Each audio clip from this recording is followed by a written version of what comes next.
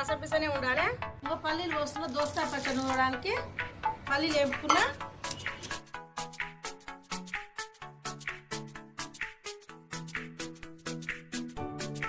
నూనెలు వేపుకున్నా, మిరపకాయలు వేస్తున్నా, ఎల్లిపాయలు వేస్తున్నా,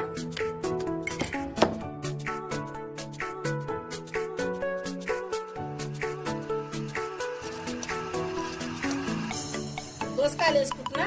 కొంచెం చెక్కు తీసి కొంచెం నూనె వేసి మూత పెట్టినా, అవే ఉడికినాయి. నూనె తక్కువ వేసి ఉడకబెట్టినా. పసుపు వేస్తున్నా.